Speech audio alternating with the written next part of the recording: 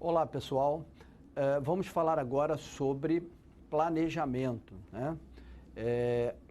Inicialmente, nós vamos falar sobre planejamento em educação, né? Planejar é algo fundamental em todo segmento e em educação não seria diferente, né? Quando nós planejamos, a probabilidade de nós obtermos sucesso é muito maior, né? O planejamento vai nortear, digamos assim, todo o nosso caminho, seja na esfera escolar, na esfera esportiva, né? Então é fundamental planejar também em educação. Em relação à educação, nós podemos dividir, né, o planejamento, digamos assim, os diferentes tipos de planejamento em relação à sua abrangência, né?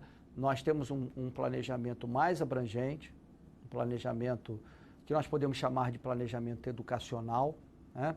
Que é aquele planejamento elaborado pelos órgãos oficiais, que vai ali definir uma política, uma filosofia de educação, né? Então, os diferentes sistemas de ensino, por exemplo, sistema de ensino do município, dos estados, né? Do próprio governo federal, você tem ali um planejamento, né? Então, você vai construir ali um planejamento que vai definir finalidades, que vai definir uma filosofia, né? Uma política em educação. Então, o planejamento educacional é um planejamento maior elaborado pelos órgãos oficiais. No entanto, além do planejamento educacional, nós temos o planejamento que nós chamamos de planejamento escolar, né?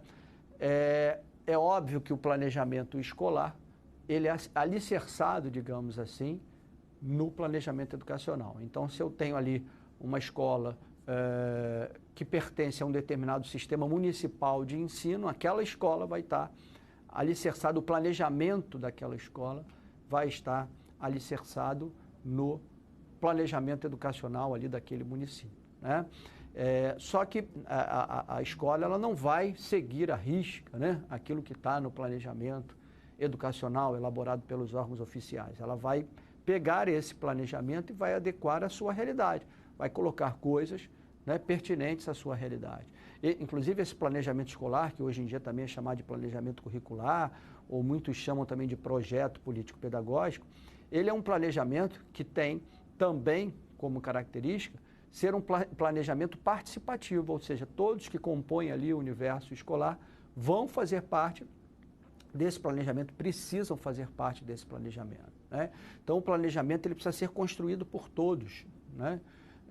Por direção da escola, professores, alunos, né, pais, responsáveis, enfim, todos precisam participar da construção desse planejamento, porque só assim a escola vai poder atender aos anseios, digamos assim, dessa população ali envolvida, né? Então o planejamento escolar, na verdade, ele precisa ser um processo de tomada de decisão de forma participativa, né? Todos têm que contribuir nessa tomada de decisão ou tomadas de decisão em relação, né, ao planejamento. Então, nós temos o chamado planejamento escolar. E existe um outro planejamento menos abrangente, que nós podemos chamar de planejamento de ensino, que é aquele planejamento elaborado por quem? Elaborado pelo professor, né? Então, nós, enquanto professores, vamos elaborar um planejamento que está alicerçado no planejamento escolar, né? Nós temos dentro da escola várias disciplinas e cada disciplina vai ter o seu próprio planejamento alicerçado naquele planejamento daquela disciplina que a escola ali elaborou. Porém, o professor tem o quê? Turmas diferentes, realidades diferentes. Então, para isso, para cada turma, ele precisa construir o seu planejamento de ensino, né? Então, é um planejamento elaborado pelo professor e que precisa também atender a diferentes realidades, né? Então, é o chamado planejamento de ensino, esse planejamento que o professor elabora. Esse planejamento, chamado planejamento de ensino, elaborado pelo professor, ele também, durante o período letivo, o professor pode, na verdade, elaborar 3 tipos de planejamento. Um planejamento mais a longo prazo, né, onde ele vai, digamos assim, delinear de uma forma global toda a ação que ele vai empreender ali durante o seu curso, e aí nós chamamos esse planejamento de curso. Ele tem um outro planejamento mais, digamos assim, restrito, normalmente um conteúdo programático, o conteúdo programático que você coloca ali no seu planejamento, no seu plano de curso, ele está dividido em capítulos ou unidades. E aí você tem o chamado plano de unidade, plano de capítulo. Para cada capítulo, para cada unidade, você vai elaborar um planejamento. E existe um terceiro tipo de planejamento que o professor elabora, que é o planejamento de aula, né?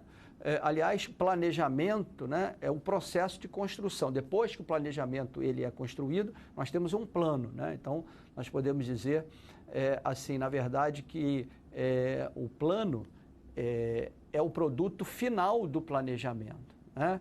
O planejamento é o processo de construção, mas é muito comum nós utilizarmos o termo plano de planejamento de uma forma indiscriminada.